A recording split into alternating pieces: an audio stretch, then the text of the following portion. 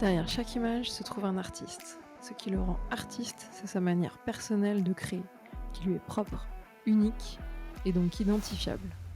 La meilleure façon de s'inspirer, c'est d'écouter ceux qui ont déjà trouvé leur identité. Je suis Sandrine Calam, fondatrice de The Shading, agence 3D créative.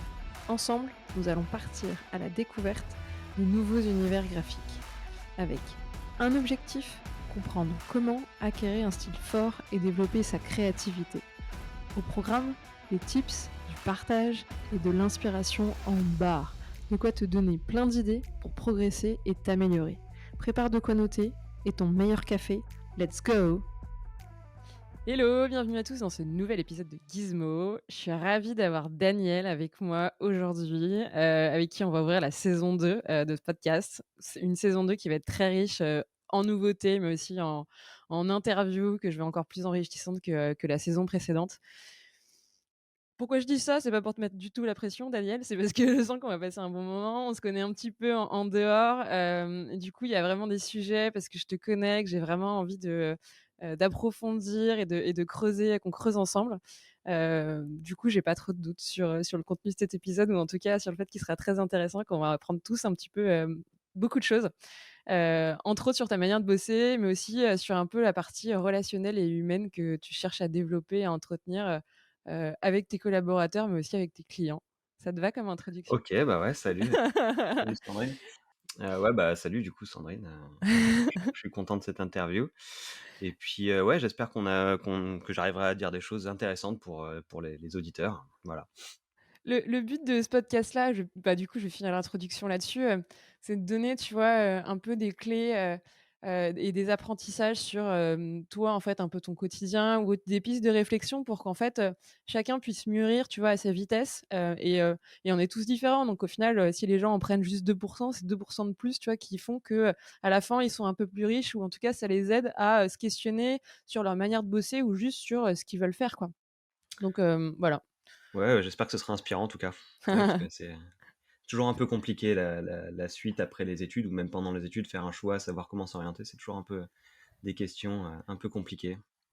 Bah, écoute, avant de se lancer dans cette conversation de toi, comment tu as fait ce choix et comment tu en es arrivé à faire ce que tu fais, je veux bien que tu commences par te présenter et expliquer aujourd'hui concrètement, ce que tu fais à ceux qui nous écoutent. Alors moi, je suis Daniel Margunato, je suis cofondateur de OneBlock.city qui doit avoir actuellement, presque 3 ans maintenant. Voilà, je suis, sorti d'une formation, de jeux vidéo animation, à l'école Créapol en 2008. Puis à partir de 2008, j'ai bossé en freelance pour, plusieurs boîtes, type Artefactory, L'Autre Image, Plateforme et compagnie, pour un petit peu approfondir, les techniques et l'apprentissage. Et puis, après j'ai fait une longue période où j'ai travaillé chez Tuvera. Ce qui m'a permis un petit peu de m'installer, de comprendre un petit peu le développement client et puis ensuite, j'ai rencontré Lambert, mon associé actuel, avec qui, on a commencé d'abord c'était mon stagiaire et puis comme il était hyper motivé, hyper engagé, on s'est dit qu'on allait monter un truc ensemble puisque, bah, ça marchait bien quoi. Donc voilà. Ah là, tu viens de nous brosser, plus de 10 ans en 2 minutes, mais Ouais, c'est ça. Bon, ça se fait vite, hein, finalement. mais au moins on va pouvoir piquer ensemble dedans dans ces différentes expériences et un petit peu, comprendre, comment tu as pu évoluer, de l'une après l'autre, et te construire. Tu nous as parlé de l'école, de Créapol, et puis dans l'introduction, tu disais que c'était des fois assez dur de faire des choix en sortant de l'école. Tu te souviens que tu te posais toi quelles questions quand tu es sorti de l'école et quelle aspiration profondément tu avais et qu'est-ce que tu voulais faire? Ouais, je m'en souviens, je m'en souviens très bien, c'est un peu comme si c'était hier. À la base, je suis rentré dans le jeu vidéo animation parce que, j'étais fasciné par les studios Pixar, par les films d'animation, ça me titillait à fond, je trouvais la techno hyper intéressante, puis même, les résultats étaient vachement cool et puis bon, on va pas se mentir, en fait, j'ai toujours été un peu mauvais élève, un peu forte tête et en fait, pour me punir, l'école m'a donné en fin d'année, en troisième année, pour mon premier stage, un stage, dans une boîte d'architecture, un peu pour me dire: «Bon, bah, tu vois, tu vas te retrouver là parce que tu avais envie de bosser chez Pixar, mais finalement tu te retrouves dans un petit studio d'architecture». Et puis, en voyant ça, en fait, je me suis posé la question, je me dis: «OK, l'architecture, bon, c'est différent de ma première target, mais qu'est-ce qui se fait en archi? Et du coup, à force de creuser la question, je me suis dit: «En fait, c'est super, c'est un workflow qui est assez court, c'est 2 semaines où finalement tu as tout le range des possibles du truc». Tu passes du concept à la photographie, à la modélisation, à la texture, à la lumière, jusqu'à l'image finale et puis même les scènes de vie que tu intègres dans les images. C'est toujours intéressant d'avoir le processus au complet et puis en direct avec le client sur une courte période, 2 semaines en fait, finalement, c'est très bien. Parce que c'est vrai qu'avec le recul, maintenant, je me dis: «Je pourrais pas, bosser pour un studio d'anime». D'une, parce que c'est des process qui sont très longs, c'est sur 1 an, 2 ans et puis tu vois pas la globalité et je pense qu'il doit y avoir un côté frustrant à se dire, «OK, j'ai bossé sur une séquence, pendant 1 an, et j'ai pas la globalité» et puis même, il y a la possibilité aussi qu'à la fin, au montage, tu te fasses couper et donc du coup, bah, ton empreinte, elle est juste nulle et tu servi à rien pendant 1 an et du coup, ça, c'est vraiment le truc qui doit être un peu frustrant. Donc finalement, ouais, de ce hasard, en fait, je me suis retrouvé en archi et j'ai trouvé ça très cool. Ouais, t'as vu un peu l'envers du décor ou en tout cas d'un truc qui, je sais pas, était peut-être un peu méconnu ou pas valorisé en école. Toi, tu as vu des avantages, je sais pas, un peu plus humains, ou en tout cas un intérêt pour continuer à développer tes compétences avec ce range qui est super large où tu devais toucher à vachement de trucs.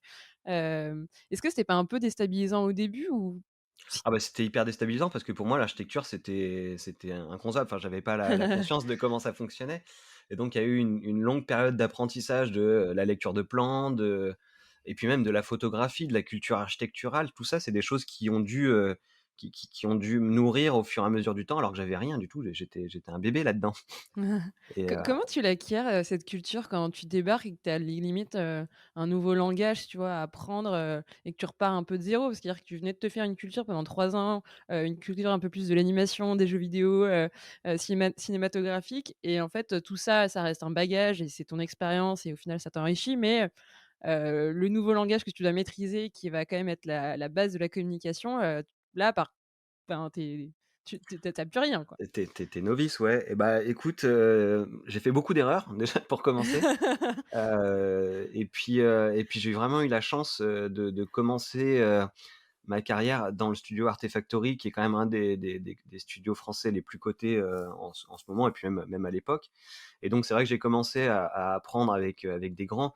Donc toute cette culture, je l'ai apprise vraiment avec les gens qui entourent ce métier-là et il y a un moment donné aussi, j'ai eu besoin de me reconnecter avec la photographie qui est quand même, une composante importante dans notre, activité et donc je suis parti en Australie pendant 1 an et je me suis dit: «Bah, tiens, je vais profiter de ces 1 an pour, me mettre à la photographie et trouver des sujets, un peu loin de chez moi ça m'a forcé un petit peu à sortir avec mon appareil photo, me trouver un but de ces sorties et donc voilà, ouais, c'est vraiment parti de là et puis après au fur et à mesure, à force de rencontres de clients, de discussions sur des sujets, bah, ta culture, elle se construit avec le temps, avec les rencontres. D'après toi, la photo à cette époque-là, qu'est-ce que t'a permis d'appréhender que tu avais pas encore appréhendé en 3D ou en tout cas, tu l'as du coup compris peut-être autrement ou plus rapidement grâce à la photo? Bah, c'est-à-dire que notre métier est à la fois hyper technique et à la fois, très artistique et donc du coup ces 2 domaines-là, en vrai, ils sont pas faits pour se confronter réellement. Il y a un truc qui cloche parce que tu peux pas être artistique, contraint par la technique et donc en fait, la photographie étant une partie imposante du truc, je me suis dit: «Bon, bah, il faut absolument que je me détache de la technique» et c'est souvent l'erreur que je vois, chez les jeunes générations, c'est d'être enfermé dans sa bulle de l'ordinateur et de la technique et des fois d'oublier ce qui se passe dehors et donc vraiment c'est là où j'ai beaucoup appris, en fait, à observer, à regarder pourquoi ça marche pas, prendre des tonnes de photos en me disant: «Bon, OK, je vais décomposer la photo, je vais me prendre des bouquins sur la photographie avec les règles de base, sur les règles des tiers, la courbe de Fibonacci». Enfin, tout ça, c'est des choses qui doivent intégrer, qui sont partie intégrante du métier, en fait. C'était un sujet que j'avais envie d'aborder avec toi justement l'équilibre à trouver un peu entre la technique et l'artistique, et toujours ce fil tendu. On doit être des funambules un peu aux 2 sur entre les 2 pour avancer? Parce qu'en réalité, quand tu en as un qui prend un peu plus le pas sur l'autre, bah, c'est là où tu as un déséquilibre et en réalité, ça marche pas trop ou en tout cas, tu as du mal à toujours délivrer un peu la même chose parce que ça reste quand même des métiers de production où en face, bah, tu as des clients qui veulent toujours peut-être un peu le même standard ou en tout cas qui viennent pour, une pâte et si tu es pas capable de leur délivrer la même chose parce que, bah, en fonction de l'inspi, tu es plus ou moins inspiré, mais du coup, la technique est pas là pour un peu rattraper le truc. Et à l'inversement, si tu que technique, en réalité, bah, tu te détaches pas non plus et c'est un peu l'artistique qui fait la différence. Heu, D'après toi, il se situe où l'équilibre et comment pour toi, tu arrives à trouver le point au milieu, qui Je dirais qu'en fait, l'équilibre, il est surtout dans le point artistique. Avec Instagram, en fait, j'ai beaucoup d'images qui popent dans mon fil et des fois, je me rends compte qu'un simple cube, un cube sur une feuille blanche, ouais. bien cadré, bien éclairé, avec une gestion des couleurs bien efficace, va être très percutant contre un modèle hyper technique avec plein de détails partout, mais mal cadré, mal éclairé et en fait, tu vas juste scroll sur cette image et du coup, je me rends compte que limite la technique, elle est peu importante dans le sujet. J'ai vraiment cette impression-là que la technique, c'est un outil, c'est bien, ça permet de pouvoir agrémenter un petit peu ce côté artistique et d'avoir, des micro détails qui font que ça devient réaliste, mais je pense que le primordial tout de suite, c'est vraiment, l'artistique. Être capable de cadrer une belle photo, de comprendre la lumière, de comprendre la gestion des couleurs et l'équilibre et tu peux photographier un cube avec la bonne compréhension et avoir un résultat magnifique contre un modèle hyper technique, et hyper texturé et en fait, ça marche pas, quoi. Mmh. Du Je coup, la pense que la tech balance, elle est surtout de ce côté-là. et la technique, elle est au service, en fait, d'une idée et d'une intention que tu as en tête et qui est vachement efficace, mais par l'inverse, que si tu essayes, en fait, juste de, je sais pas, maquiller avec un peu d'artistique ta technique, l'histoire, elle marche pas et c'est clairement bancal, quoi. C'est ça, c'est vraiment ça. Tu disais qu'à ce moment-là, tu avais, commencé un peu à faire un espèce de book ou d'inspiration de tout ce que tu voyais en te posant des questions de pourquoi ça marche pas. C'était quoi tes j ma question elle va paraître très bête, mais tu vas très bien t'en sortir. Heu, C'était quoi ton détecteur, pour dire si l'image fonctionnait ou fonctionnait pas? Comment tu arrivais à les décortiquer et à faire un peu ce filtre? Bah, il y a un truc que je faisais qui était assez simple, c'est que, je prenais une page blanche et je mettais un medley de photos dedans Ouais. et en fait, instinctivement, ton œil a le confort de se poser sur les belles images, en fait. C'est naturel pour tout le monde va se poser sur une belle image et en tout petit, sur une feuille avec plein d'images noyées, Mmh. en fait, on voit plus trop ce que ça représente, mais on voit une composition et donc on se dit: «OK, ça marche, OK» et puis ensuite, une fois que tu as repéré dans un flot d'images celle qui fonctionne, te demander pourquoi ça a fonctionné. Alors du coup, tu prends tes règles de base en te disant: «OK, ça correspond à la règle des tiers, ça correspond à la lumière est posée comme ci, comme ça» et puis il y a aussi des fois où ça répond à aucune règle et juste ça marche et là, tu peux te poser la question pendant une éternité et essayer de reproduire cette petite pépite de hasard et en fait, c'est souvent le plus dur. Quand ça répond pas à des règles et que finalement ça fonctionne, quoi. Donc le seul critère, c'est, l'émotion et ton œil qui de lui-même, en fait, est l'arbitre, et le juge, heu, sans je sais pas, sans assez naturel pour, en fait, distinguer ce qui fonctionne ou ce qui fonctionne pas. C'est l'œil qui est le plus critique que le cerveau ou tout ce qu'on peut, Ouais, c'est ça. C'est le cerveau qui est le plus critique, hein, vraiment, le cerveau fait son boulot à merveille de savoir, qu'est-ce qui est confortable pour l'œil ou pas, en fait. C'est ça, hein, qui est assez rigolo et puis si tu fais le test, si tu mets un medley de photos, avec des photos un peu ratées, qui fonctionnent pas sur une page, tu vas te rendre compte, en fait, vraiment que, les gens, de manière générale, vont s'attarder plus, toujours sur la même série. et tu crois pas que ton œil et tes goûts aussi un peu artistiques ont changé? Donc si aujourd'hui on te représente le même medley, est-ce que ton œil il se posera toujours sur les mêmes images? Ou pas? Ou tu es toujours en fait, bloqué et fasciné par les mêmes types d'images parce que, je sais pas, ça continue de t'inspirer ou au bout d'un moment tu as pas l'impression que c'est un cycle et tu te classes et du coup, tu évolues et tu bloques plus forcément sur la même chose? Je dirais pas vraiment ça. Je pense finalement que les choses qui me plaisaient il y a 10 ans, continueront plus ou moins de me plaire. Je parle en termes de photographie, hein, vraiment, pure, parce que parce que c'est des éléments qui sont codés et ce code, il est universel et il fonctionne pour tout. Si tu regardes des tableaux de la Renaissance, ils fonctionneront, toujours. Parce que la compo, parce que la lumière, parce que les couleurs. C'est vrai. C'est pas pour rien qu'il y a toujours autant de monde au Louvre C'est qui se ça, c'est presse c'est ça devant la et puis tu as Joconde. des gens qui vont, qui viennent et puis pendant 10 ans, ils y retournent et puis ils sont toujours fascinés, par les mêmes œuvres. Ouais. On s'est pas mal égaré ou pas trop, mais on a en tout cas beaucoup digressé sur, ce côté, technique artistique. Je veux bien qu'on revienne sur, ce parcours et en fait ces aspirations et tes différentes expériences. Tu nous parlais que tu étais rentré dans l'architecture un peu par hasard et qu'au final, tu as commencé un peu à appréhender, ces codes et ce milieu que tu connaissais pas du tout, de l'intérieur. Hem Et puis ce range et ce workflow qui est aussi assez, particulier par rapport à l'industrie de l'animation et du cinéma qui sont, des temporalités et des spécialités beaucoup plus précises et à l'inverse des temporalités très longues. Hem, sur ce range qui était très large, est-ce qu'il y a eu des trucs que tu as dû apprendre, des étapes de production où tu étais assez mal à l'aise et c'est peut-être là où tu as passé beaucoup plus de temps pour, te sentir, totalement autonome sur, tout un workflow, Est-ce que ces différentes expériences que tu as eues t'ont peut-être progressivement, complété et enrichi sur, des étapes de production où tu galérais un peu au début?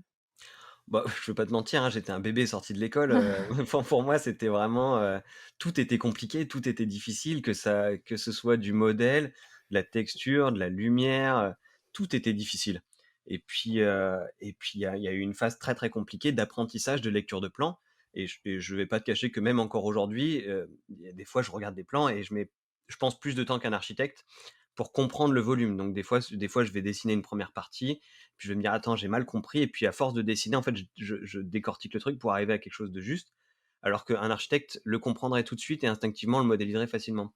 Mais ouais, c'est effectivement, tout était compliqué, la modélisation, puis même les codes parce que quand j'ai commencé, c'était souvent aussi, la demande du client. Entre la demande du client sur une esthétique et tes goûts à toi. C'était aussi être capable de se décrocher de son esthétique personnelle et de satisfaire un client par rapport à une demande et tout était compliqué. Sur, c'est marrant parce que ça aussi évoque un truc, cette demande client qui au début est peut-être assez dure à percevoir parce que pendant toute ta scolarité, en fait, on t'éduque à, essayer de développer des images qui te plaisent, à développer ton propre style et dès que tu dois bosser pour quelqu'un, en réalité, bah, ça, c'est important parce que ça fait un peu ton identité, mais au final, ça va être au service d'une proposition qui doit plaire, au client et c'est lui qui, au final, jugera si, C'est ça. c'est bon, si c'est terminé. Hem Il y avait pas une frustration à ce moment-là, de devoir peut-être un peu, mettre ça en, je sais pas, un peu en sourdine pour, vraiment mettre toutes tes compétences au service de quelqu'un? Pour avoir suivi un peu tes podcasts, je pense que c'est la frustration d'un peu toutes les personnes de la profession parce que être artiste, c'est bien, mais tu es artiste, pour un client et donc forcément, alors tu peux un peu guider ton client et essayer un petit peu de lui montrer des choses un peu différentes pour essayer de le pousser plus vers toi ou au contraire carrément aller dans sa brèche parce que finalement il t'ouvre une perspective de quelque chose que tu avais pas forcément vu au début. Ça peut être dans les 2 sens en fait, c'est là où c'est intéressant. J'ai eu certains cas de clients où en fait ils m'ont dit: «Ah mais en fait essaie ça» et puis j'avais pas vu sur le moment parce que j'étais habitué à faire une esthétique et je me suis dit: «Ah mais en fait il a complètement raison, faut rester sur ça» et donc oui, il y a effectivement de la frustration sur certains clients et sur d'autres c'est des bonnes surprises, c'est des bons échanges. Donc ouais, c'est effectivement il y a de la frustration mais ça reste toujours la profession. Tu comment tu la gères cette frustration? Aujourd'hui, c'est accepté et quelque part, tu la vois plus? Ou c'est peut-être pour ça que tu essayes de faire, des projets à côté, pour, continuer à, peut-être, l'évacuer et te faire plaisir? Bah, le coût des projets à côté en fait, c'est une réflexion que je me suis fait il y a 2-3 ans. En fait, si je veux pouvoir toucher une clientèle qui soit sensible à ce que je fais, je dois pouvoir être capable de montrer ce que je sais faire. Et du coup, c'est pas au sein d'un projet client où tu vas pouvoir explorer à fond tes capacités et ta volonté. Donc j'ai eu une période un petit peu où j'ai tout mis à plat et je me suis dit: «Bon, bah, en fait, je préfère prendre du temps pour moi, pour développer une esthétique particulière sur laquelle j'ai envie d'aller, plutôt que de prendre des projets à la chaîne qui ne m'intéressent plus forcément. Ouais, c'est vrai qu'il y a 2-3 ans, j'ai quand même opéré un grand changement. J'ai tout foutu à plat par terre.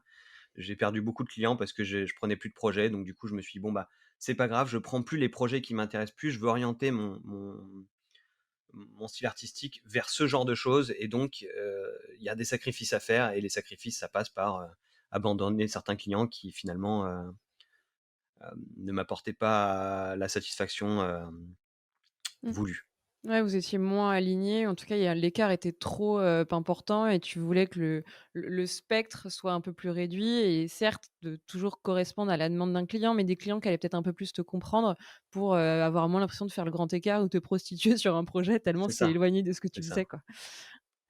Tu nous as vachement parlé, en tout cas évoqué là la relation par rapport aux clients, comment d'après toi tu perçois cette relation? Comment, tu as commencé à la développer?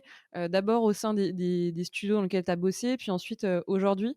Hem, comment il a évolué ce rapport et comment tu construis une relation avec un client? Bah, disons que, j'ai toujours tendance à dire qu'on est les graphistes et souvent pour un client, c'est le moment fun à passer avec le graphiste. Et ça, c'est un truc sur lequel je mets vraiment l'accent.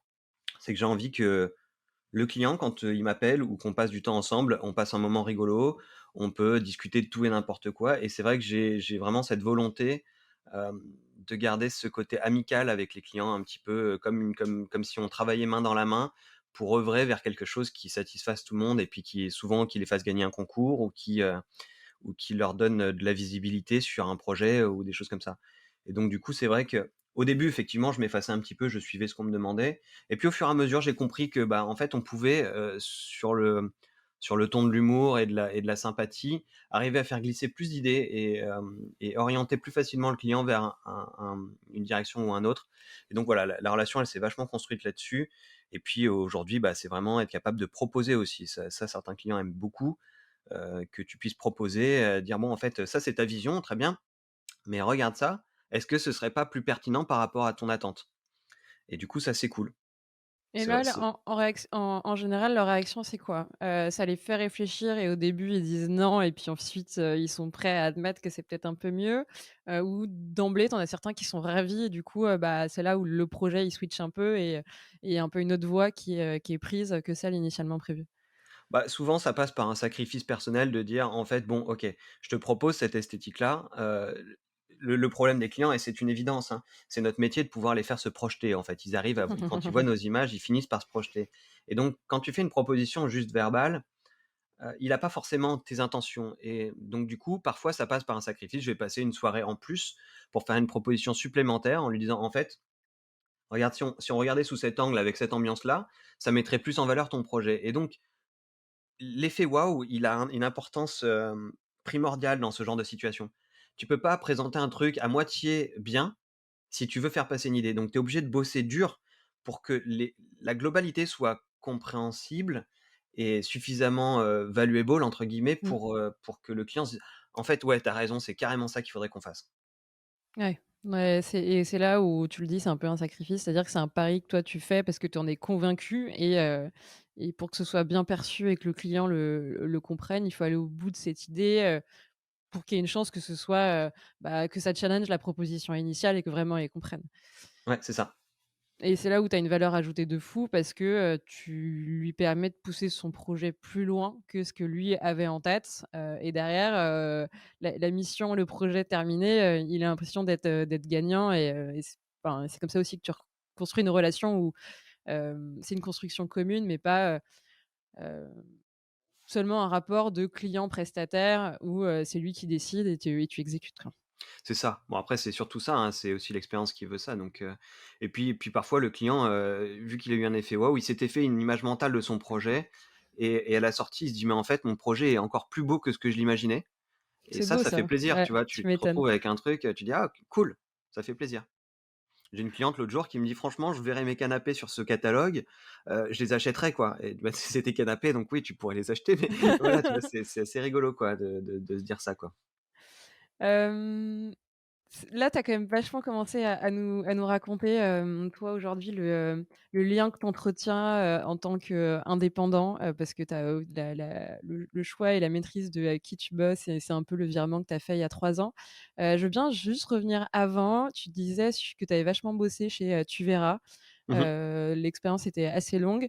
Qu'est-ce qui s'est passé à la fin de cette expérience? Ou en tout cas, pourquoi tu y as mis fin et qu'est-ce que tu voulais, de plus? Enfin, quel questionnement tu as pu te poser à ce moment-là pour, opérer le switch et te mettre à ton compte?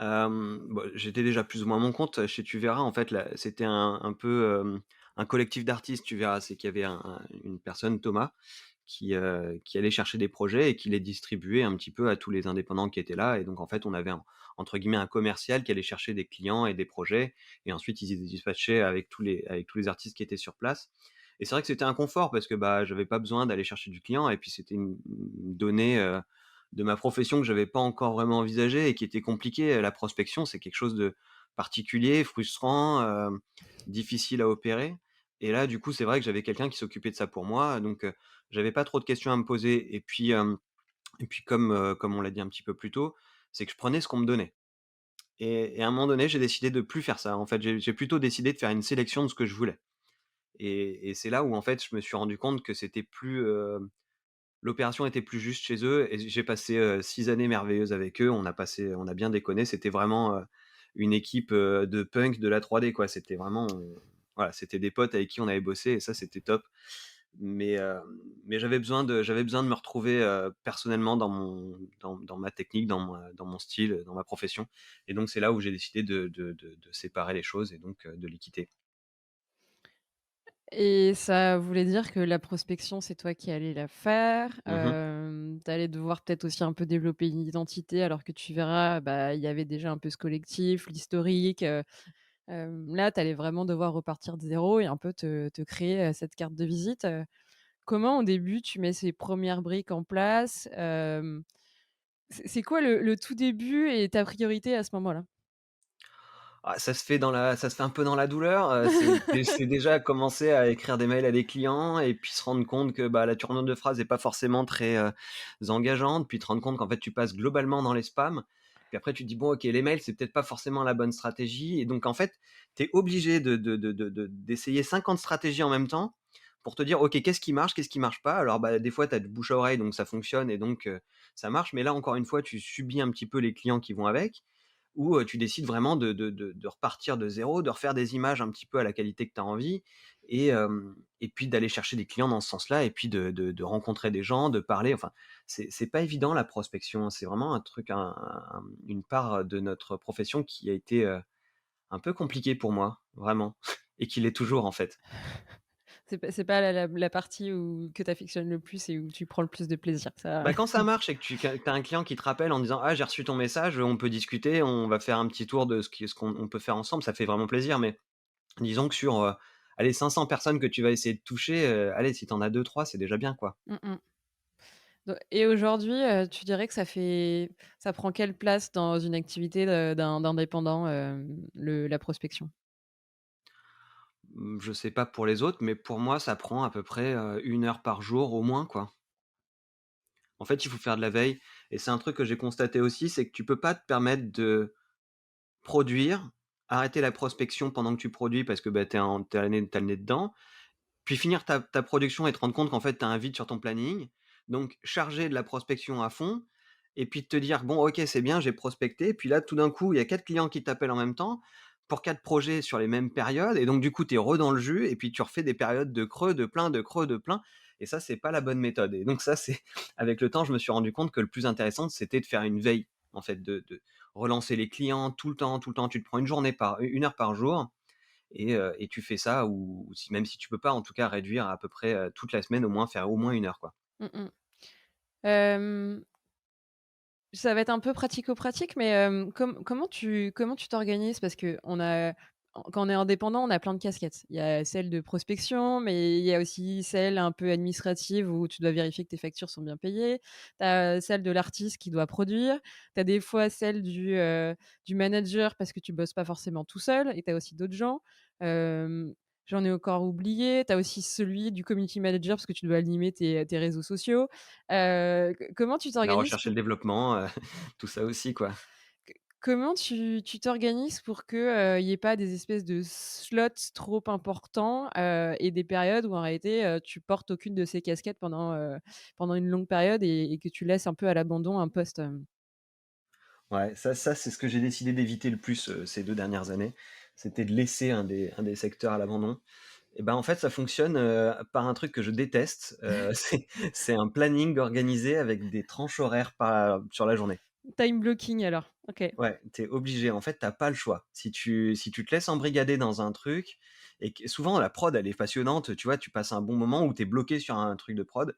Tu peux te dire: «OK, je peux éviter de passer 7 heures à faire ça», mais en fait, c'est pas bon. C'est pas la bonne stratégie. Tu es obligé, si tu veux pas te laisser déborder par l'ensemble, de segmenter ta journée.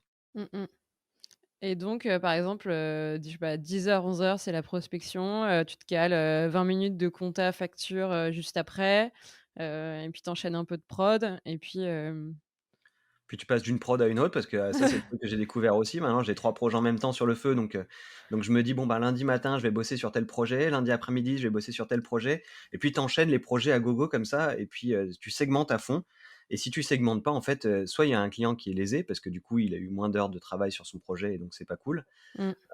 Soit tu te laisses déborder, du coup, tu te retrouves à faire tes nuits, complètes à bosser en plus parce que faut que tu rattrapes le retard. Non, tu es obligé de segmenter. Mais ça veut dire une autodiscipline de, à un moment t'arrêtes, tu es obligé de te contraindre un petit peu et c'est là où tu disais c'est un peu la partie chiante ou ce que tu pas parce que naturellement, tu voudrais pouvoir te lancer et pas avoir à regarder l'heure mais, ça t'aide au moins à tout traiter, ne rien oublier et rester je sais pas, à flot sur toutes ces tâches qui au final doivent être traitées, bah, pas le plus rapidement possible mais assez régulièrement, quoi. C'est ça. C'est ça et puis c'est vrai que des fois c'est difficile parce que quand tu es dans une prod et que tu as un sujet intéressant, le projet est super fun et tu te dis: «Bah, je peux encore bosser ça 5 minutes, 10 minutes». En fait, c'est chronophage notre métier quand tu te dis: «Je vais bosser un truc sur 10 minutes». La réalité, c'est que tu vas peaufiner pendant 2 heures, quoi, donc donc c'est jamais la bonne stratégie, quoi. Les fameuses minutes des graphistes: «Ouais, j'en ai pour 10 minutes», 1 heure Ouais, plus c'est tard, ça. il y est Ouais. toujours. Tes potes qui t'attendent au bar depuis 2 heures: «Non mais je finis un truc, j'arrive». Bah, d'ailleurs, c'est intéressant, tu parlais aussi des nuits et compagnie, tu est-ce que tu as un espèce de garde-fou entre la vie pro et la vie perso? C'est quoi la limite? Et je sais pas, est-ce que tu as aussi des conseils peut-être à donner là-dessus? Ouais. C'est quoi ton alarme à toi pour savoir que soit tu en fais trop, soit pas assez? Parce que tu es le seul en réalité à décider et tu fais ce que tu veux. Alors, pour mon cas, je suis marié, comme tu le sais et c'est vrai que c'est déjà un bon garde-fou, tu vois? De se dire qu'en fait, je suis pas tout seul Mariez-vous. et c'est marrant parce que je discute avec beaucoup de gens de la profession de cette problématique de pas avoir d'horaire et de travailler comme un acharné tout le temps et c'est souvent, source de problèmes dans le couple et dans la vie en général, même avec les amis, hein. Si je veux dire, il y a beaucoup d'amis qui m'appellent plus parce qu'en fait, je suis jamais dispo, je bosse, en fait, tout simplement. Et donc en fait, c'est aussi là le garde-fou, c'est de se dire: «En fait, je suis pas tout seul et il faut que je consacre du temps à soit à ma moitié, soit à mes amis» et donc tu es obligé de libérer un peu du temps. C'est vrai qu'au début, je me suis laissé beaucoup noyer et du coup, le coup de segmenter la journée, c'est aussi, se dire: «Bon, bah, là, c'est le moment où je travaille pas parce que je dois passer du temps, soit avec ma femme, pour ceux qui ont des enfants avec leurs enfants» et donc de dire: «Bon, bah, voilà, en fait, il y a des temps pour le travail et des temps pour la vie perso». Mmh mh. Mais du coup, c'est tes proches C'est eux les garde-fous, et hein. c'est ceux qui t'entourent qui en réalité te permettent de t'arrêter parce que tu pourrais, je sais pas, tout le temps bosser mais tu finirais ermite, Ah avec des ouais, dreads, jusqu'aux pieds. c'est ça. Avec des taches de gras un peu partout parce que j'aurais bouffé du McDo tous les jours à force de pas vouloir faire à bouffer. Non, tu vois, c'est exactement ça. J'ai constaté une fois ou 2 où ma femme est partie en vacances toute seule, soit en famille, soit autre et bah, là, je me transforme en animal, quoi. Je me couche à 5 heures du mat, je me réveille à 8, j'ai mangé comme un animal devant mon ordi. Enfin, tu as plus de vie, c'est juste enfer. Donc ouais, heureusement, les garde-fous, en fait, c'est vraiment l'entourage parce que sans ça, je crois que je passerais mon temps à bosser. C'est tellement profond comme profession, il y a tellement de trucs à découvrir, à faire, machin, que tu pourrais passer une vie entière sans regarder le soleil, quoi. Je crois que cette phrase-là, je la mettrais dans l'intro, Daniel. Ouais, Je l'aime beaucoup. d'accord.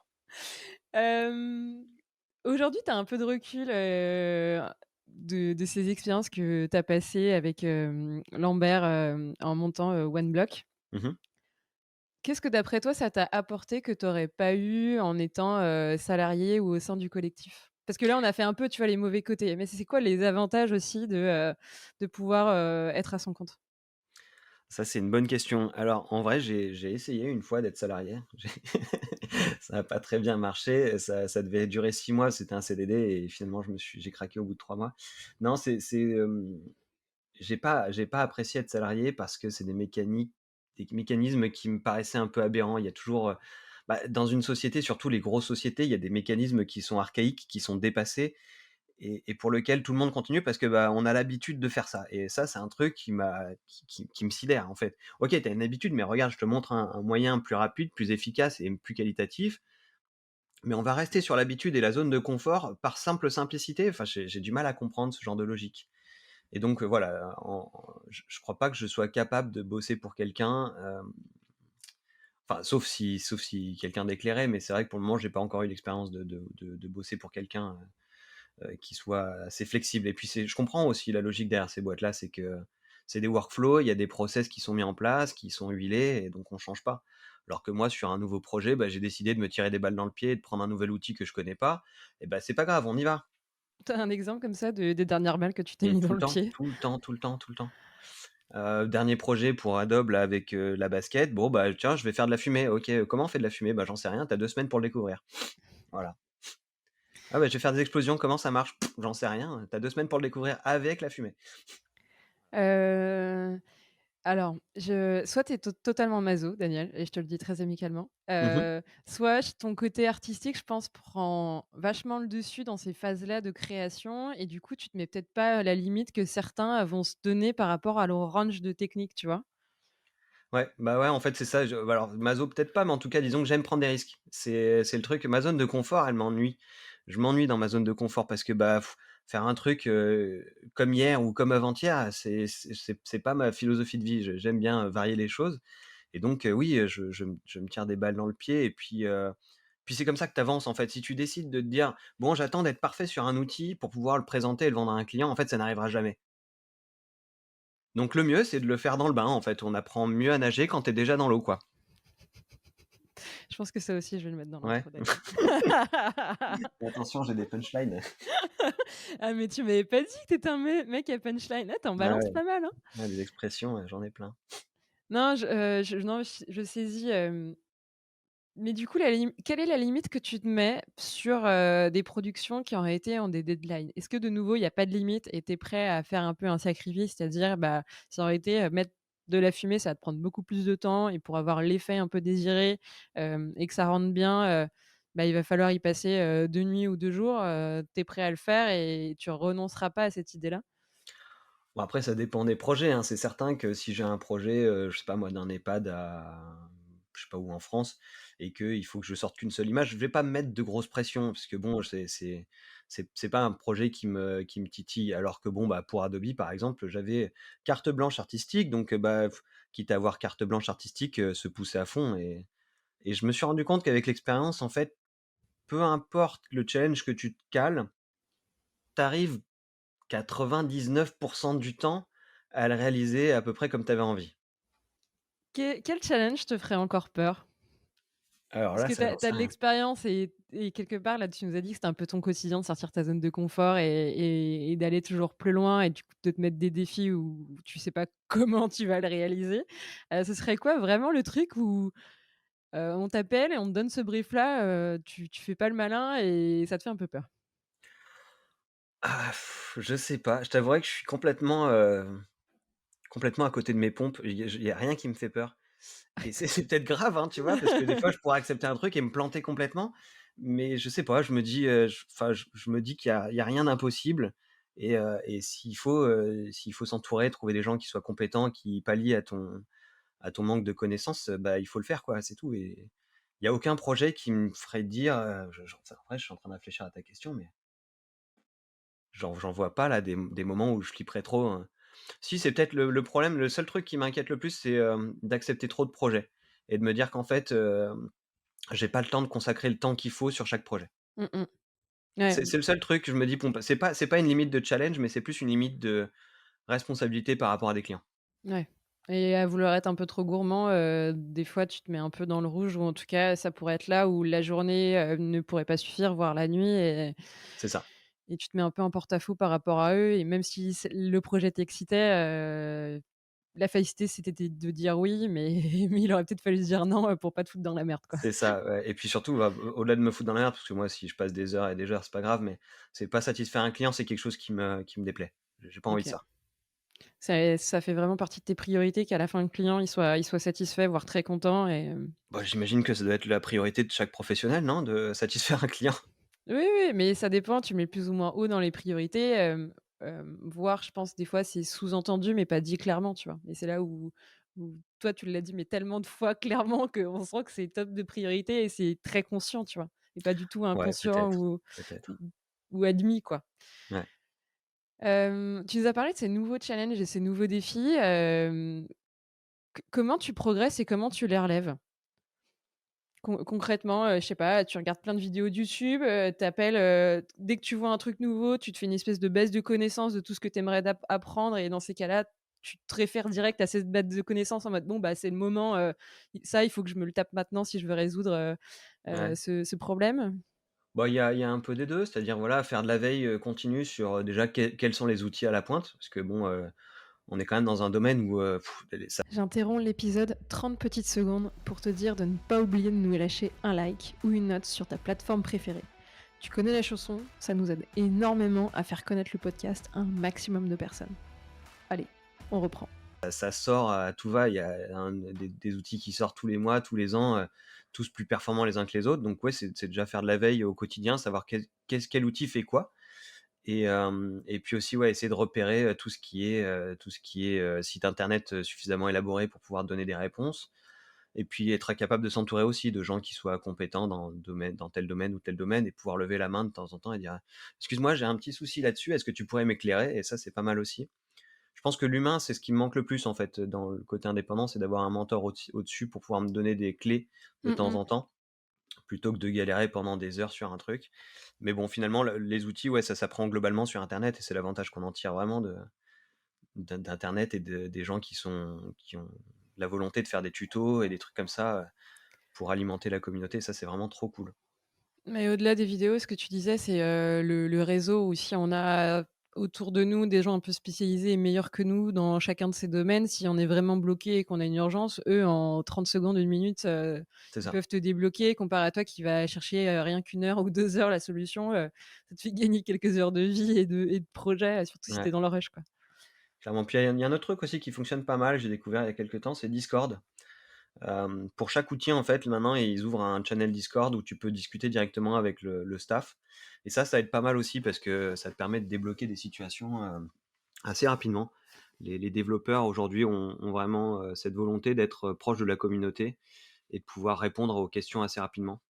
Puis ils sont très friands, en fait, de tout ce qui est retour, d'outils et ça, c'est quelque chose que je faisais pas avant et je me rends compte du pouvoir que ça a. Ouais, pour, avoir un outil qui te correspond un peu plus et au moins en prenant la parole et en étant plus la majorité silencieuse, tu as plus de chances de faire, orienter, le logiciel ou l'outil, vers la direction qui, à toi, t'intéresse, qui correspond, en fait, à ton usage. C'est ça. Tu fais partie de quel Discord, par curiosité, Bah, je suis pas mal sur le Discord de Adobe, qui est très actif, c'est ça? ouais, il est pas mal actif, enfin, sur tous les outils 3D d'Adobe et c'est vrai qu'il y a pas mal de forums. Tu as International, celui qui répond le plus, puis il y a deux-trois trucs français. Je suis sur certains Discord d'images de manière générale, voilà. Je traîne un peu sur Twitch aussi pour regarder des artistes, qui bossent et du coup, je suis leur Discord. Voilà, c'est assez varié, en fait. OK, tu te fais un petit medley de tout ça, Ouais, c'est ça. et ça pop toute la journée. Ouais, bah, je mets ouais, la longue, je mets en silencieux parce que c'est un peu dur, mais j'essaie de répondre aux questions quand je peux et histoire de participer un peu aussi à l'entraide et puis quand j'ai une question, je suis content qu'on me réponde. On va re-switcher parce que là, on a reparlé des logiciels, de la technique, de tes 3-4 projets que tu as sur le feu en même temps. Heu, aujourd'hui, tu as mis quoi en place comme, workflow? Sachant que le workflow, c'était aussi le truc que tu rebutais un peu des structures, qui étaient un peu chiantes ou assez huilées. Heu, du coup, est-ce que tu co où est-ce que tu mets l'entre-deux et qu'est-ce que tu intègres dans ton workflow de fixe? Et peut-être qu'il y a des trucs qui, juste sont un peu mouvants ou toujours un peu en élaboration pour, garder un peu cette flexibilité que tu as l'air d'apprécier aussi? Ouais, je pense que finalement, je suis pas non plus le mec le plus rentable, par mon workflow parce qu'il est assez organique, en fait. Vraiment, ça dépend du projet, ça dépend du client, ça dépend de où je place ma barre. Donc c'est très, très organique pour moi. Hem, ça va commencer forcément comme pour tout le monde par une réception de documents, puis le modèle, puis la texture et puis c'est à partir de là où ça se complexifie parce que soit je décide de partir sur un workflow, très chiadé en texture parce que c'est vraiment mon Ton gros dada. dada en ce moment, la texture, et du coup je vais tout passer dans Substance Painter et je vais me prendre la tête à faire des textures personnalisées pour chaque asset et faire un truc qui tape. Ou, sinon je m'embête pas trop, enfin, tu vois? Ça dépend vraiment de là où je place la barre et puis surtout du délai que j'ai, en fait. Finalement, c'est souvent une question de délai, le workflow, il s'adapte au délai et à l'attente. Ouais, c'est ta contrainte première, le délai et tu vas pas te mettre, dans une usine à gaz, un workflow très compliqué si, en réalité, il faut sortir l'image dans 3 jours, quoi.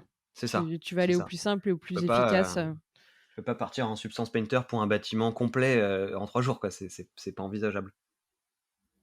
et en termes de je sais pas comment l'orienter cette question parce qu'en réalité, j'ai bien envie que tu parles de ta Cintiq. J'ai jamais vu un mec qui fait autant de 3D sur une Cintiq. Ça fait, je trouve, un peu partie aussi de ton workflow, tu vois, mine de rien, qu'est-ce que ça t'apporte et pourquoi tu es toujours aussi friand de cette tablette? Bah, ce que j'aime bien, c'est vraiment le côté dessin spontané. En fait, c'est pas comme la tablette graphique. Avant, j'étais sur une tablette graphique et du coup, j'étais contraint de toujours bosser à la tablette graphique. Bon, c'est finalement, il y a un côté plus, agréable, à bosser au stylet parce que, bah, tu as un positionnement de main qui est pas mal. Mais sur l'écran, en fait, j'ai bossé un truc et puis là, j'ai besoin de précision, je vais prendre mon stylet, puis je vais dessiner sur l'écran et il y a ce retour instantané qui est vraiment très confortable et que j'aime beaucoup. Voilà. Puis en plus, c'est un grand écran et je suis assez content de cette dalle. Et ça, tu l'as découvert quand? Et comment tu l'as développé un peu cette manière personnelle de bosser, Bah, en fait, c'est vraiment avec l'arrivée de Substance Painter parce que, avant j'avais pas tant besoin d'avoir un stylet. Bah, si, ça me servait pour Photoshop et tout ce qui était post-prod, mais j'ai l'impression que j'en fais de moins en moins d'ailleurs. Mais avec Substance Painter, c'est vraiment le côté texture peinte à la main. Être capable de peindre de la patine sur chaque objet, ça c'est génial, je m'éclate à faire ça, tu vois? Et donc tu prépares tes objets, puis une fois qu'ils sont là, bah, tu viens prendre ton stylet, puis venir peindre, les micro détails que seul toi sais qu'ils sont là, mais bon finalement, ça t'éclate, quoi. c'est vraiment le truc aujourd'hui qui t'éclate le plus, la texture? Ou il y a encore J'adore. d'autres trucs qui t'éclatent et tu pourrais y passer des heures, et c'est pour ça que des fois tu fais un peu des charrettes ou tu bosses plus longtemps parce Ouais, que, tu ouais. pas l'impression de bosser et tu es vraiment bien? Il y a un truc le seul truc dans ma profession où j'ai encore un peu de mal, c'est le modeling. Ça me je sais pas pourquoi je suis hermétique à cet aspect de la profession, mais c'est vrai, après c'est tout ce qui est, bah, déjà le cadrage qui me plaît vachement, le côté photographique, puis la texture, c'est vraiment un pur bonheur parce que si tu regardes, un range d'images complet, les gens qui passent du temps sur les textures, en fait, ils arrivent vraiment à bluffer l'œil, en fait. S'ils arrivent à mettre un peu d'imperfection dans cette perfection, ça bluffe vraiment l'œil et en fait, tu as ton doute qui arrive et qui te dit: «En fait, est-ce que c'est une photo ou est-ce que Mmh. c'est une 3D?» Mmh. Et ça passe beaucoup par la texture. Ouais, même avec une lumière très, belle et très bien sentie, si tes textures vont pas assez loin, le Bah, tu as doute cette comme tu perfection qui est dérangeante. ouais. Et ça passe vraiment, par la texture de donner ces petits détails qui vont donner un peu de vie et d'irrégularité pour que tout soit pas trop parfait, quoi. Et puis tu peux, par la texture, raconter une histoire aussi. Ça, je trouve ça assez rigolo. C'est-à-dire, tu vas peindre des imperfections qui racontent une histoire de ce lieu. Les gens ont vécu de telle manière, ils ont usé les objets de telle manière et donc finalement, si tu regardes la patine en elle-même, ce qui est génial avec la patine, c'est vraiment de voir l'usage. Tu vas regarder un siège où les gens se sont assis 20 milliards de fois dessus et bah, tu vas voir où est-ce que c'est poli, où est-ce que c'est poncé et la manière dont les gens s'assiedent, en fait. Et c'est là où c'est rigolo de te dire, en fait, par une texture, je peux raconter une histoire. Tu peux nous raconter une histoire, Daniel? Je suis pas Père Castor, OK? Non, par ça, je sous-entends, je mettrai en sur la vidéo, et dans le podcast, vous verrez le lien d'un projet que tu as en tête où, tu t'es vraiment posé la question de qui vivait là et quelle histoire tu voulais raconter. Ouais, il y a un projet que j'ai fait pour le fun, j'ai fait en live sur Twitch pour rigoler, là, pour voir un petit peu les limites du truc.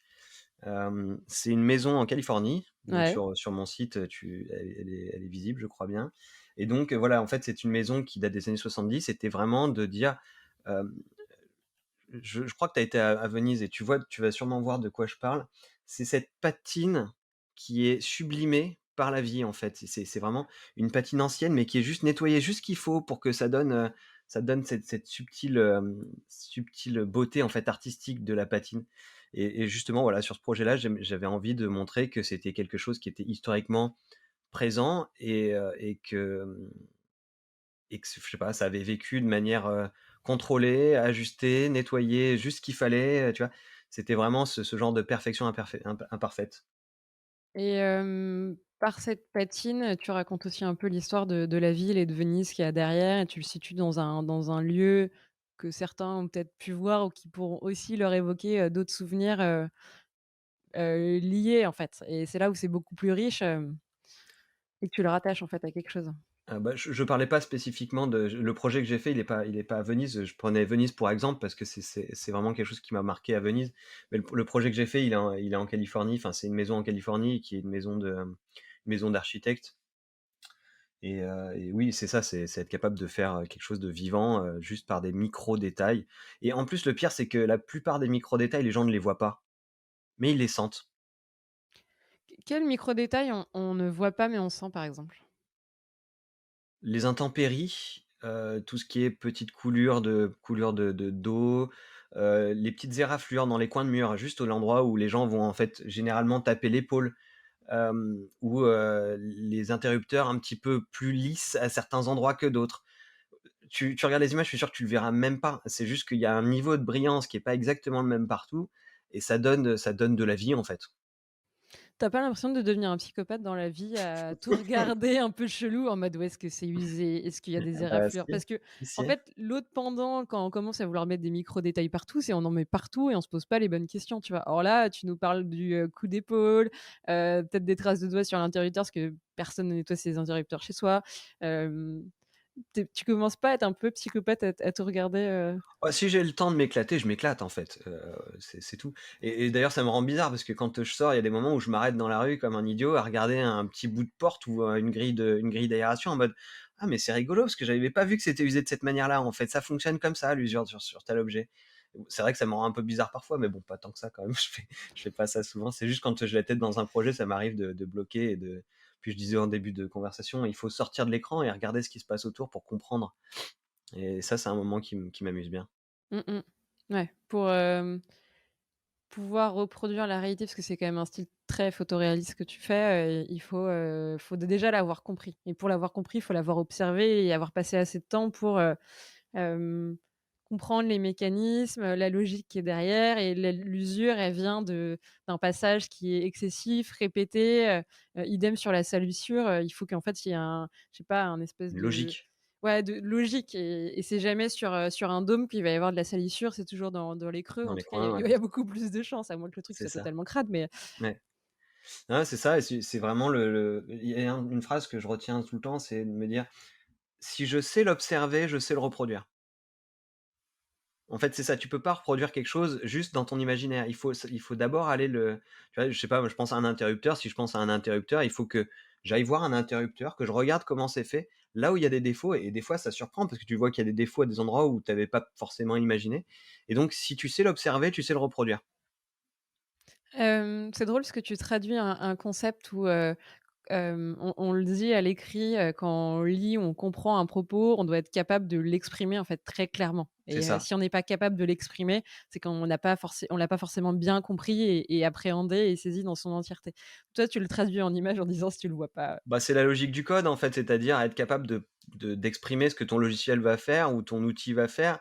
Si tu sais l'exprimer à l'oral, du coup, tu es capable de le coder, en fait. J'ai fait un peu de code quand j'étais gamin et c'est vrai que ça m'avait assez marqué cette histoire de synthétiser un concept.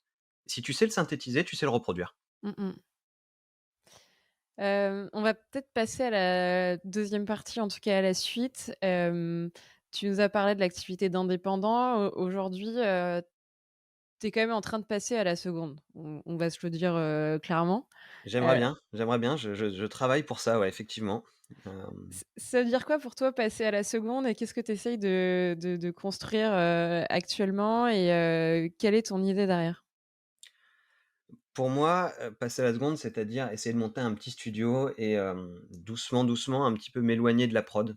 Ouais. Être capable d'être plus que là en DA ou sur les points touchy et passer plus de temps à la prospection parce que en vrai, si je passais plus de temps sur la prospection, ça me permettrait de pérenniser tout ça. En fait, c'est vraiment c'est très pratique et très cartésien comme idée, mais j'ai envie de penser à ma retraite et je me dis que je peux pas faire ça, toute ma vie et donc il y a un moment donné ou à un autre, je vais devoir pérenniser sur ce que je fais et le seul moyen que j'ai trouvé pour le moment de pérenniser sur ce que je fais, c'est de monter un petit studio, un peu comme une marque, en fait, finalement. OK. Du coup, que ça veut pérenniser, ça veut aussi un peu dire, transmettre. Oui, c'est ça. Mmh. Aujourd'hui, tu es derrière les manettes, demain, il faut que tu laisses les manettes à d'autres. Hem, Sauf que, tu as mis, mine de rien, beaucoup de temps et tu as développé un style qui est très personnel. Comment d'autres, demain, peuvent s'approprier ton propre style et garder un peu cette identité et cette image que tu as construit? Après, je suis pas, complètement bloqué sur le style en tant que DA, en fait. C'est-à-dire que là, je travaille avec du monde et j'aime bien voir leur expression personnelle aussi pour pas tuer la créativité de chacun. J'ai pas envie de formater les gens avec qui je vais travailler dans mon sens. Je vais essayer de les orienter plus en fonction de ce qu'attend le client et pas ce que moi j'attends et du coup, c'est surtout ça. Donc mon style, c'est mon style. Après, si des clients m'appellent et qu'ils veulent mon style, ce sera sûrement, là où c'est un peu compliqué, mais je sais pas, je pense que de travailler avec des gens et de ça se transmet naturellement, en fait. OK, ouais, tu es pas, fixé sur, toi, ton empreinte et ta patte pour que ça reste tel quel et Ah non, que, ça on certainement pas. puisse J'aime bien que tout le monde puisse s'exprimer, en fait. C'est vraiment, voilà, il faut laisser un peu de place à l'expression de chacun et c'est important. mmh mh. Du coup, ça va changer quoi pour toi, demain que Wenblock ne soit plus, juste 2 associés, mais qu'il y ait beaucoup plus de monde et que ça structure? Ouais, tu dis beaucoup plus de monde, j'attends pas beaucoup plus de monde, hein, vraiment, mais c'est au moins être capable de me détacher un petit peu de la prod et d'avoir un petit peu de temps pour faire autre chose et comme de la prospection ou envisager des projets un peu différents et je me rappelle plus de ta question, tu vois? Je me suis perdu. C'est pas dramatique, Daniel. OK. Il y avait une autre question, on a parlé, je pense de ces questions qui hantent un peu les graphistes, en tout cas qu'à un moment tout le monde se pose. Qui est peut-être un peu en contradiction avec le fait de monter un studio. Monter un studio, c'est s'éloigner de ce que tu aimes et de tout ce que tu aimes faire dans ta journée qui te fait kiffer, pour au final, faire de la prospection alors que tu t'as dit que tu détestes ça et que tu veux mine de rien remplir tes journées d'un peu plus de temps que tu pourras y consacrer.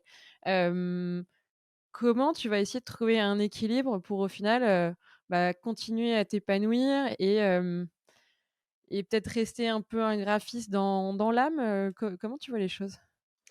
Bah, je dirais que la prospection, elle a fait un peu l'effet du café, tu vois? Quand, tu gamin, le café, t'aimes pas ça et puis à force d'en boire, tu bien ça, en fait et bah, en fait, il y a un peu ça qui s'est développé chez moi et en fait, finalement, j'aime bien la relation client et puis, me détacher de la prod, je m'y suis fait. Je me dis que de toutes les manières, je pourrais pas parce que les jeunes générations qui arrivent derrière nous, elles sont tellement, je sais pas, abreuvées de techniques, abreuvées d'outils que je pourrais peut-être pas non plus suivre la cadence toute ma vie et donc je me dis: «Bon, bah, le vrai plus que j'ai, c'est le conseil client, la direction artistique, donc à un moment donné ou à un autre, il va falloir que je me détache de la technique et je pense qu'il faut savoir, tirer sa révérence à un moment donné ou à un autre, pour pouvoir avancer, quoi. Mmh mh.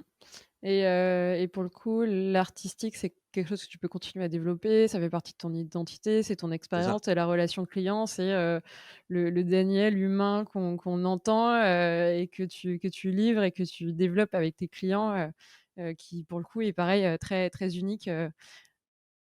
Je suis en train de me battre avec mon siège Oui, qui je vois ça, descend. ouais. Je suis en train de te perdre, on dirait que tu es en train de faire le coup de marcher devant une caméra, tu sais?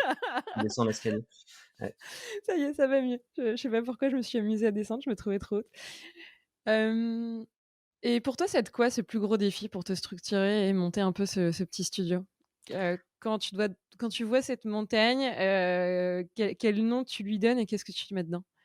Bah, il y a un moment un peu complexe, en fait, dans la vie d'un graphiste indépendant. C'est de se dire qu'on a trop de boulot pour soi et pas assez pour 2. Mmh mh. Et donc le but, pour moi actuellement, c'est de me charger la mule, autant que faire se peut, pour, faire le boulot de 2, pour ensuite pouvoir déléguer à quelqu'un. Et donc en fait, actuellement, si je devais être franc avec toi, j'en suis dans cette phase-là où je vais prendre plus de boulot que je ne peux l'assumer et puis petit à petit avec quelques freelances par-ci par-là qui vont m'aider à pouvoir un peu me sortir de cette prod trop lourde pour moi, essayer de continuer à chercher du client et donc du coup, arriver à passer l'étape de seul indépendant avec deux trois freelances à l'occasion, avec des freelances qui bossent régulièrement aussi parce que j'aime bien que les gens avec qui je travaille puissent avoir une régularité de travail et de se dire: «Bon, bah, OK, je peux compter sur lui parce que je sais que je vais travailler régulièrement avec lui» et donc c'est important, quoi. Il faut penser au bien-être de tout le monde et des gens avec qui tu travailles, si tu les appelles le lundi pour le lundi en leur demandant d'être là pour 2 semaines, c'est pas cool, quoi. Donc c'est de développer un maximum de clients pour pouvoir les nourrir au quotidien et se nourrir aussi. Mmh mh. Et entretenir une relation avec ton équipe et avec ses partenaires avec qui Bon, tu c'est le bosses, plus quoi. important, l'équipe. C'est le plus important. Si tu as une équipe qui tient la route et qui est solide, c'est ça qui fait ta renommée, finalement. C'est intéressant, du coup, en termes d'identité studio, tu veux quoi? Tu veux une équipe où tout le monde se connecte, tu collabores? Tu veux, être le chef, et le chef d'orchestre? Si tu dois, en fait, un peu imaginer, ton studio idéal, ça ressemblerait à quoi? Une bande de potes. Avec, les bons et les mauvais côtés? Ouais, ouais, je te dirais bien ouais, parce que bon, la bande de potes, effectivement, il y a forcément des petits moments où c'est un peu compliqué et puis d'autres où on s'éclate. J'aime bien que ce soit j'aime bien qu'il y ait cette oscillation entre le trop cool et un peu chiant, quoi, tu vois? OK. Voilà. Je pense que je sais pas donner des ordres, j'ai plutôt une tendance à orienter, conseiller. Je sais pas donner d'ordre donc l'idée, c'est d'être capable de trouver une équipe avec qui te fait confiance et qui te dit: «En fait, si tu me conseilles ça, c'est que c'est peut-être la bonne direction à prendre» Mmh mh. et puis pas réfléchir différemment, quoi. Ouais, et puis en créant ce lien, d'égal à égal aussi, tu fais passer des informations et des conseils sans que l'ego rentre en jeu. Parce que, tu es dans une relation, et dans une conversation tout simplement et pas dans un donneur d'ordre, tu orientes, tu conseilles. Du coup, je pense que ça passe aussi un petit peu mieux, par rapport à des égos qui, des fois, ont du mal à Ouais et puis aussi par expérience, c'est un truc qui m'a beaucoup frustré, c'était de pouvoir donner mon avis. J'aurais bien aimé pouvoir donner mon avis dans le début de ma carrière juste pour, tu vois, échanger quoi, simplement, le simple fait d'échanger et je me dis que si je bosse avec des gens, j'aime bien qu'ils donnent leur avis, qu'ils me disent: «En fait, tu te plantes complètement, c'est pas la bonne logique, réfléchis là-dessus et peut-être que ce sera plus intéressant» et j'ai pas envie d'être avec des gens qui suivent des directives, tu vois? C'est pas mon truc. J'aime bien des gens qui puissent s'exprimer. Alors attention, bon, c'est sûr que si tu es le lead artiste sur le sujet, il faut quand même que tu prennes une décision. Mais, j'aime bien que les gens soient libres de s'exprimer ou de proposer des choses et ça pour moi, ça a une importance. et ça fait aussi la valeur de la collaboration. Tu es plus, tout seul à donner ton point de vue, mais tu as plusieurs personnes et c'est là où c'est plus riche parce que tu as ces points de vue extérieurs où toi, quand tu es tête dans le guidon, dans le projet, tu es plus forcément, lucide, où tu vois plus des trucs qui peuvent choquer, en fait, potentiellement le client, mais aussi quelqu'un qui juste, découvrira ton image ou ta vidéo, C'est ça. C'est ça, puis même il y a des talents partout, et puis il faut qu'ils s'expriment, quoi. Ce serait con de forcer un mec talentueux à faire ce que tu as envie alors qu'en fait, il est hyper talentueux dans ce qu'il sait faire Mmh mh. et ça, c'est vraiment être capable de déceler un petit peu, les affinités de chacun et au lieu de les écraser, de les surélever, quoi. Ouais, de les sublimer et de s'appuyer sur, pourquoi tu les as pris au final. C'est C'est, ça. C'est comme donner des cours, des fois, c'est assez enrichissant parce que, bah, certes, il y a une innocence dans l'approche du sujet et du coup, cette innocence, elle va peut-être, envisager des idées auxquelles tu aurais même pas pensé parce que finalement, tu plus cette innocence, tu as l'habitude d'avoir des clients qui ont une demande précise, machin, tout ça et donc par cette habitude, en fait, tu perds parfois le fil de la créativité et c'est important d'avoir des personnes qui ont un mot à dire et qui puissent s'exprimer sur le sujet. Tu nous as parlé d'une de tes, valeurs ajoutées que tu vois pour la suite et c'est là où tu comptes t'éclater, c'est sur la DA. Tu viens de nous parler aussi de créativité, c'est quand même un gros mot. Heu, comment tu la maintiens en éveil, cette créativité, et cette direction artistique? Comment tu continues, elle aussi, à l'alimenter et à la développer? Bah, ça passe évidemment par la culture, générale, c'est-à-dire, je suis un grand friand j'ai dû finir Netflix, je crois, je suis pas très loin de la fin, entre les films et les séries, j'adore regarder, le décortiquer les séries. Je prends une série, je la regarde et puis vraiment c'est je fais pause, je regarde: «Ah mais c'est super beau comme cadrage, machin, la compo et tout». Puis des fois, j'ai même envie d'aller me mettre devant l'ordi et de refaire la même chose, mais entre la série, les expos, les sorties, les voyages, enfin tout ça, ça nourrit la créativité et puis encore une fois, on revient à l'appareil photo aussi, c'est quelque chose que alors malheureusement, je le fais un peu moins depuis 2 ans à cause des événements que tu connais, hein, le covid, hein, on sort un peu moins. Mais l'appareil photo est un outil, assez intéressant aussi que j'utilise beaucoup donc voilà, ça passe par là la créativité, c'est être capable d'ouvrir les yeux sur le monde qui nous entoure. Et toutes ces rêves, tout ce flow en fait qui à un moment, je sais pas, t'émerveille, crée un espèce de moment de magie. C'est juste, capté émotionnellement et tu le vois, je sais pas, comme des petites étoiles et ça te constitue ou tu essayes de les numériser, de les mettre quelque part, sur des, Pinterest, sur des, tableaux, sur des boards, comment tu les collectes tout ça? Alors je suis un peu bordélique, moi c'est vraiment, que c'est un peu à l'émotion. Non mais des fois je tombe sur un truc, ça me parle et puis ça passe. Vu que je vois beaucoup de choses tout le temps, finalement, c'est pas grave. Enfin, ça m'arrivait de temps en temps de me dire: «Merde, ça je l'ai vu quelque part, mais où est-ce que je l'ai vu?» Je me rappelle plus. Donc ça m'embête un peu, mais finalement non, je stocke peu. Puis, avec, Instagram, Pinterest et tout, c'est vrai que tu es quand même abreuvé, régulièrement de références, de tendances et c'est plutôt pas mal. Avec Pinterest, il y a un truc qui est un peu moche, c'est le syndrome Pinterest. C'est à force de voir des choses qui sont belles, machin, tu te dis: «Mais en fait, je vaux rien comparé à ces autres gens» et donc c'est un peu un problème. Mais bon, du coup, j'essaie d'éviter un petit peu, de trop chercher de références sur Pinterest, Instagram. Ou c'est quasiment similaire, je pense sur le syndrome. Je pensais pas que tu allais Ouais. parler de ce syndrome-là, j'avais un autre dont j'avais envie de te parler, c'est aussi, on est de plus en plus abreuvé d'images, rien que par le volume, ou je sais pas combien on en voit par jour, et ça reste quand même un phénomène assez récent où on avait quand même beaucoup moins d'images, qu'on se tapait dans la figure il y a quelques années, avant ces réseaux sociaux qui sont focalisés sur l'image et sur la vidéo. Où aujourd'hui tout le monde est assez critique en fait sur un visuel et tu le vois mine de rien aussi dans les retours clients qui ont un point de vue alors qu'avant ils en avaient quand même beaucoup moins. Et l'autre pendant je trouve c'est aussi, il y a de plus en plus de belles images, en tout cas le niveau est de plus en plus haut et il y a un peu je Ouais, sais pas, un copier-coller que tout le monde, se s'inspire et du coup, bah, ça uniformise. ouais et sortir du lot, c'est encore plus dur. Mmh.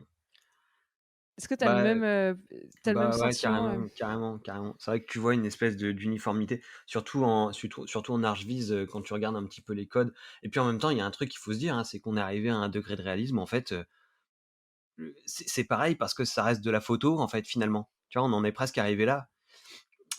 Et du coup, c'est important de temps en temps de créer des atmosphères un petit peu surréalistes pour essayer de se décrocher du truc. C'est vrai que j'essaie de faire ça de temps en temps et tu le vois beaucoup dans le film ou dans les séries. Tu des atmosphères complètement surréalistes et c'est être capable de transposer ça à de la photographie. Alors que, bah, une photographie de jour à plein, enfin, c'est très beau et il y a des choses qui sont très, très belles, mais c'est très uniforme finalement. Qu'est-ce que tu conseillerais à quelqu'un aujourd'hui, je sais pas, qui sort d'école ou qui au Daniel, tu vois, à l'époque qui, voulait développer son style à cette ère où, tout le monde un peu se copie et c'est assez facile de tomber dans, cette impression de déjà vu où en réalité cette image, non, on l'a pas vue, mais c'est tellement en fait, c'est une fusion de tout ce qu'on voit au quotidien que, ça paraît pas si original. Bah, qu'est-ce que je dirais? C'est juste, tenter autre chose, quoi. Tenter autre chose, essayer de s'inspirer de choses différentes, en fait. Parce que j'ai l'impression qu'au lieu de s'inspirer d'images qui existent déjà, Mmh. surtout dans le domaine de compétences, c'est s'inspirer d'autres choses. Hem, pour beaucoup, les personnes qui bossent dans l'archviz ou dans le design s'inspirent d'autres, images de designers Mmh, ou mmh mh. d'autres, images d'archviz, et je pense que c'est là où c'est dommage parce que du coup, c'est de l'entre-soi et ça fait pas évoluer le débat.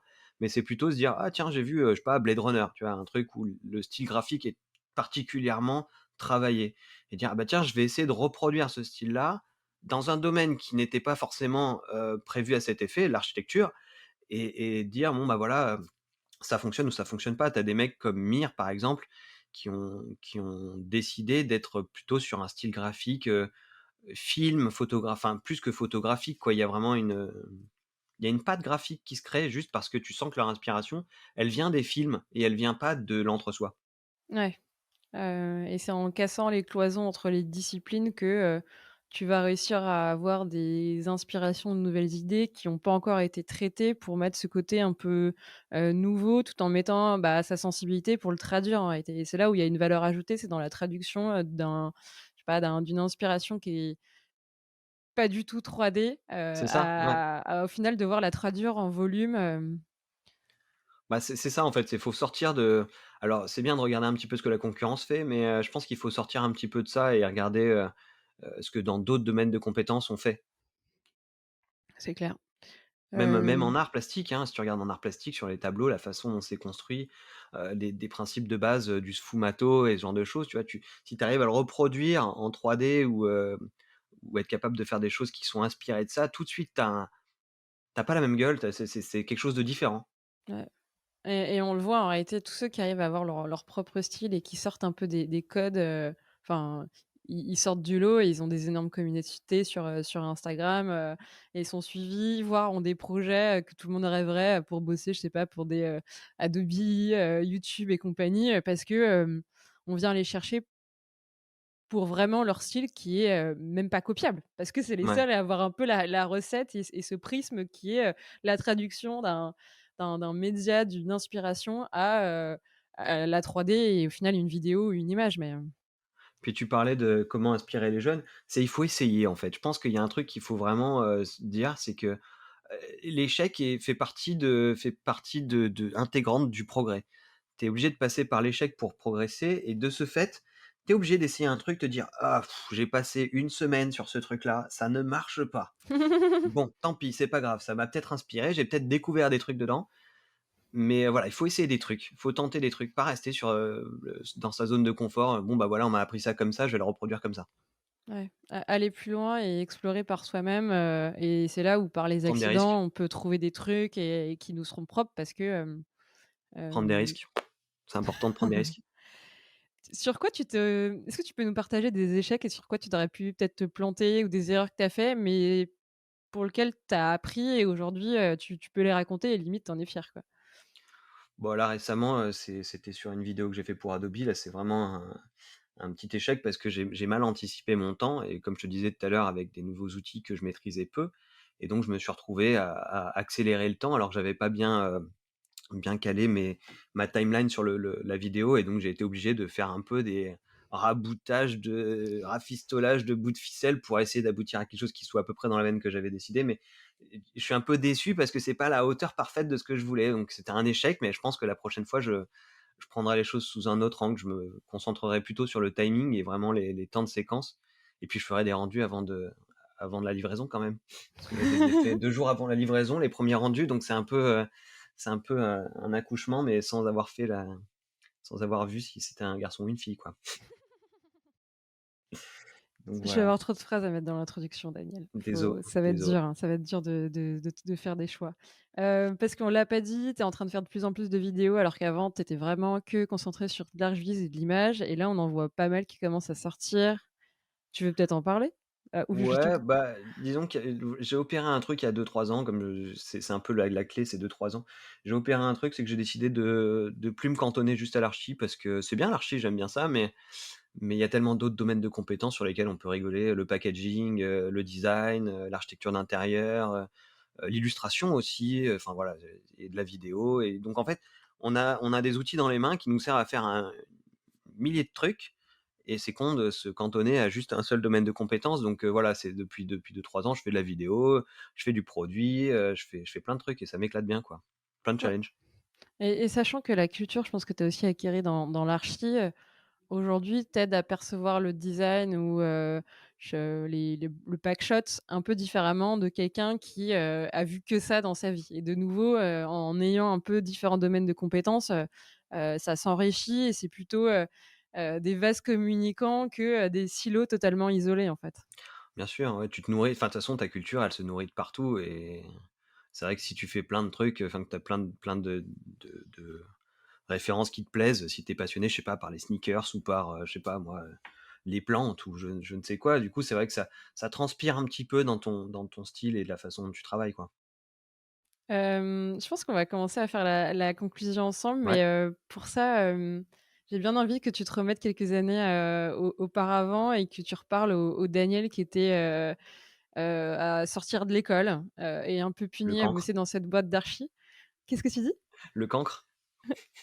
Je l'ai pas dit, c'est toi. Ouais, je te le dis. Quel conseil tu lui donnerais? Qu'est-ce que tu lui dirais, pour la suite? Est-ce que tu aurais un conseil, ou ouais, est-ce que tu aurais un conseil à lui dire?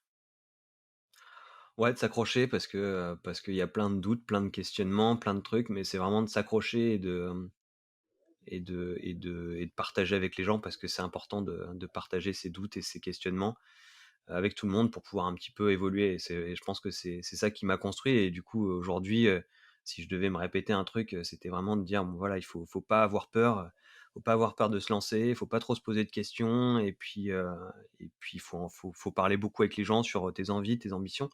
Parce que finalement, il y a toujours des conseils qui popent par-ci par-là qui sont vraiment intéressants. Il faut pas hésiter à poser des questions, même si elles ont l'air stupides au premier abord. Mmh mh. Voilà, c'est vraiment la curiosité, je pense, voilà, c'est ça, c'est la curiosité et l'envie d'avancer. Cool. Bah, écoute, peut-être qu'il y a d'autres, petits Daniel qui nous écoutent, et à qui ça parlera et ça résonnera. J'espère pour eux, ouais. On va passer aux 3 dernières questions, Allez, qu'on a évoquées en off. Je les ai pas changées de la saison 1, je les trouve assez bien et ça permet de conclure et de finir tout en pensant un peu à la suite sur le reste des épisodes. Donc, la première, c'est qui tu aimerais entendre sur des futurs épisodes? il y a un artiste qui me fascine, actuellement, on en parlait en off tout à l'heure, c'est Thomas Dubois. Ouais. Thomas Dubois qui est, de formation architecte et qui fait des trucs incroyables, niveau artistique, c'est juste une grosse tuerie. Donc ouais, je pense que j'aimerais bien entendre un peu son parcours et la façon, dont il a construit son art, pour en arriver là où il en est, quoi. Mmh mh. En fait, toi, ce qui t'intéresserait, c'est de comprendre comment aujourd'hui il est le seul à faire du Thomas Dubois et sa patte, qui est assez reconnaissable, ou si tu vois une de ses images sur LinkedIn ou vidéo, tu pas besoin de voir son nom, tu sais que c'est lui, quoi. Ouais, c'est clair. Voilà, c'est savoir comment il a abouti son art, comment il a abouti sa technique. Puis même sa technique, je sais pas comment il arrive à faire des trucs comme ça, donc je serais quand même curieux de savoir qu'est-ce qu'il y a sous le capot aussi, de son art, quoi. J'avais fait un peu de mécanique avec lui. Ouais, c'est ça. Où est-ce qu'on te retrouve, Daniel, soit sur internet, sur les réseaux, mais aussi, dans la vraie vie? Dans la vraie vie, bah, là, moi, en fait, je suis chez moi. Le confinement a eu raison de mon bureau et donc je suis chez moi dans la vraie vie, tu vois? Donc je vais éviter de recevoir des gens chez moi. Mais voilà, sinon je suis à Paris et puis, bah, voilà, je suis sur les réseaux sociaux comme tu dis, sur OneBlock, ou sur Daniel Marguinato ou enfin on a un site internet, donc Youhou! oneblock.city, il était temps. Du coup, tu es Voilà, sur quoi? Tu sur Instagram, LinkedIn? Instagram, LinkedIn, Facebook, enfin tout quoi en fait, hein. Bah, je mettrai tout Même en voilà, description. ouais, Comme ça, partout. vous pourrez aller regarder, les travaux de Daniel et Lambert, sur, OneBlock, mais juste sinon le profil, perso de Daniel pour aller voir ce que tu fais toi à titre perso. OK. S Comme ça, pour les petits curieux, vous aurez vraiment des images, concrètes, pour voir ce que développe, Daniel. Et la dernière question, c'est le mot de la fin, c'est la petite conclusion que je te laisse faire, soit par rapport à l'épisode qu'on vient de se faire, soit de manière beaucoup plus générale, un espèce de mantra ou une phrase que toi tu continues à te dire et qui te guide.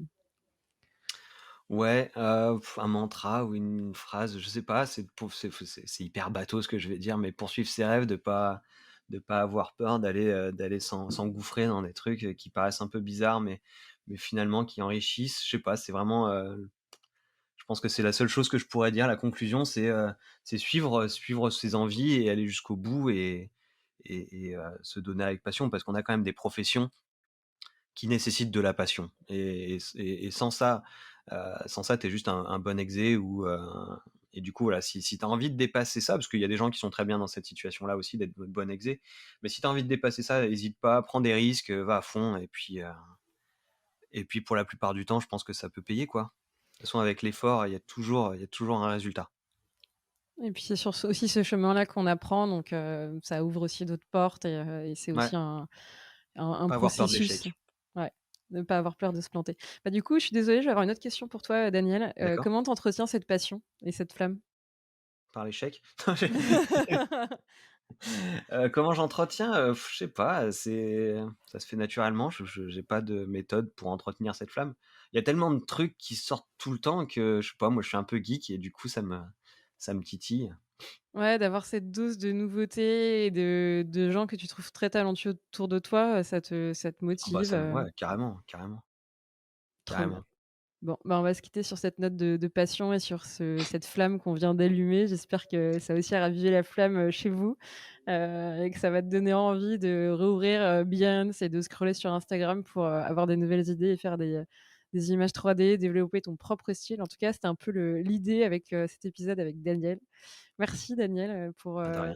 avoir été aussi transparent et vraiment je trouve nous avoir, ouvert tes réflexions, mais sans filtre et j'adore ce format-là pour ça, donc merci. Je sais que c'est pas toujours très évident de se mettre à nu comme ça, surtout, Avec plaisir. quand on n'est pas habitué. Ouais, Si vous êtes encore là à nous écouter et que vous avez kiffé l'épisode, je vous le dis, mais je compte sur vous et pour le coup, c'est ça qui aide le podcast à être connu et à être promouvoir. Parlez-en autour de vous, publiez sur vos réseaux, partagez-le sur Instagram. Et puis n'hésitez pas à aller suivre le travail de Daniel, c'est assez canon et vous serez pas déçus de de découvrir son boulot. Et puis je vous dis à la semaine prochaine pour un futur épisode. Salut Daniel. à plus. À plus, ciao. Ciao. J'espère que l'épisode t'a plu autant qu'il nous a plu à enregistrer et à produire. Si c'est le cas, n'oublie pas de nous laisser une petite note et de le faire tourner autour de toi. Ça nous aide énormément à le faire connaître, nous faire connaître et à diffuser de l'inspiration à gogo. En attendant le prochain épisode, on se donne rendez-vous sur gizmo.academy, gizmo.academy avec un Y, où tu découvriras tous les résumés des épisodes précédents. On se dit à très vite, bye bye.